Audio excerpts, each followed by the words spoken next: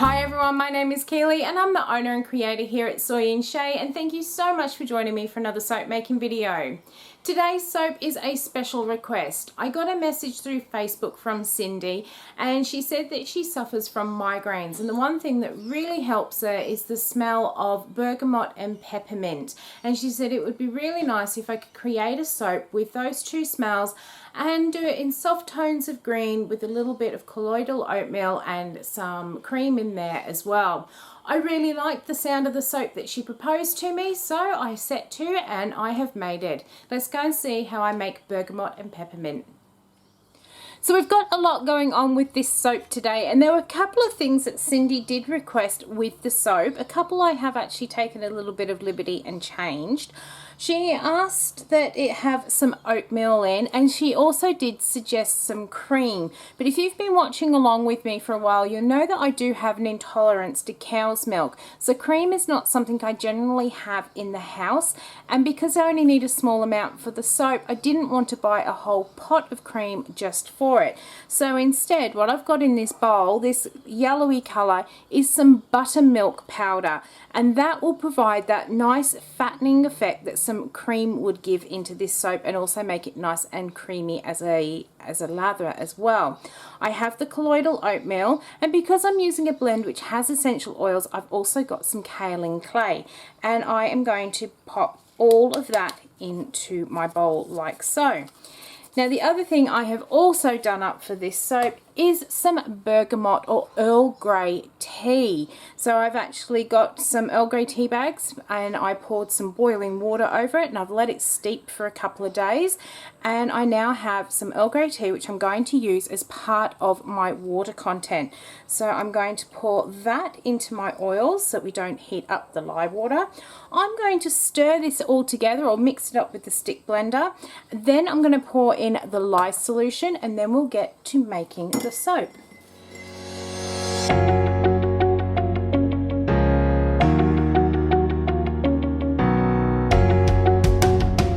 Okay, well that is something I was not expecting to happen. I wish you could have seen how far my eyes just popped out my head when that turned into this orangey browny color, but it's going to be okay. We will work it out. What I am going to do first of all is pour a good proportion of this off into this jug here. I'm going to almost fill that up there. And one of the other things I've taken a little bit of liberty on is that she said that in soft tones of green, but given the color that this has gone to, I'm pretty pleased I have actually decided to go for a soft green and a really dark green. So this green here is called Elusive, and I'm going to put in a fair amount in there to really try and combat how dark that soap butter has gone. Into my bigger container, I am going to add in some titanium dioxide, which I wasn't expecting to do, but given that color change, I think that's going to be very wise. And I'm also going to add in some aero mica, and again I think I'm going to need a fair bit to try and combat that orangey browny color. Let's get these colors mixed in, and then we'll start having a look at putting the fragrance and the actual soap layers together.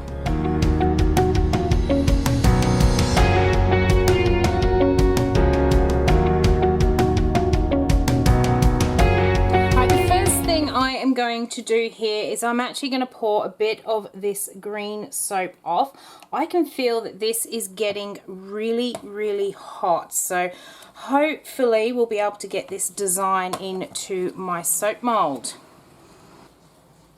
What I'm going to do with this green is I have got in this bowl some of the wet tea leaves from when I made my tea brew, and I also have some dried black tea leaves as well, and I'm just going to mix that through, and that's going to give a little bit of exfoliation to this bar of soap once it's done. Might just pour all of that in there, no point having any waste. And the next thing I'm going to do is have my fingers and toes crossed as I add in my blend of fragrance and essential oils. She wanted something with bergamot and also with some peppermint, and she felt that both of these fragrances really helped relieve her migraine symptoms. Now that is not to say it's going to help everyone, but it really is a very nice blend of aromas together. So I'm going to get that mixed in. I do apologize right now if you can hear that dog howling in the background. This is a daily occurrence. The people next door to us have actually got 2 dogs. They were walking both of the dogs together, but something has happened and the one dog always gets left behind. And just as I started to record and pour everything together, I noticed he was taking the one dog for a walk and the other one is just going to sit there and howl for as long as until he gets back. Very, very annoying, but oh well, can't do anything about it. So the first thing I'm going to do is create a layer with this dark green. So we'll get that one poured in there. So Cindy, I hope you don't mind me using a little bit of this dark green in here. I just think it will give it a little bit more interest than having just those soft greens. Okay, and while that is setting up, I'm actually going to put a mica line in here. I bet you've already all guessed which gold mica this is. This is Extravagance by My Mica Obsession. It is beautiful to use as a mica line because it is a much thicker mica particle. You actually do get to see the mica in between your layers of soap. So we'll get a nice layer of that across here. Alright, so I'm pretty happy with that mica layer in there. What I'm going to do is give that a stir and hopefully loosen it up a little bit here. I will also need to stir this bit of dark green. Even though this has gone quite thick, it is actually loosening up as soon as I give it that bit of a stir. I'm going to pour just a little bit of the fragrance into this bit. I know that looked a lot for the amount that I've got in here, but you're going to see in a minute I'm going to add some more soap. I just don't want to end up with a blob of colour. So that's loosened that up a bit. Pop that back in there. And I'm going to kind of plop a bit in there. We'll give that a quick stir. I'm going to use that same dark one, like so. And I'm going to now pour this over that bottom layer, and I'm going to use that spatula just to break the fall because the stuff in this container is setting up and I don't want it to break through the bottom.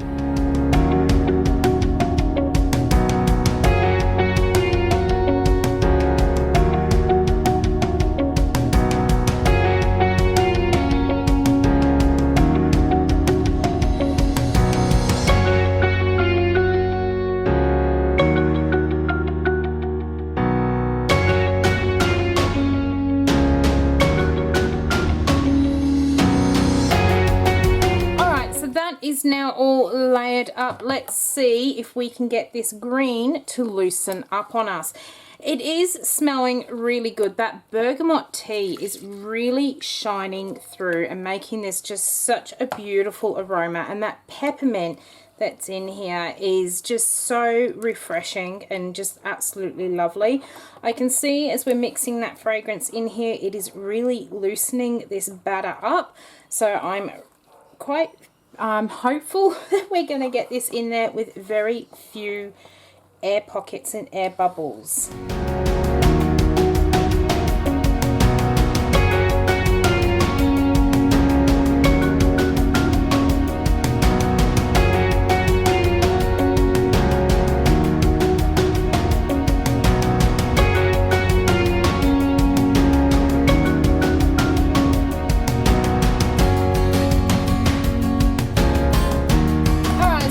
This finished off and do a very simple spoon top on here.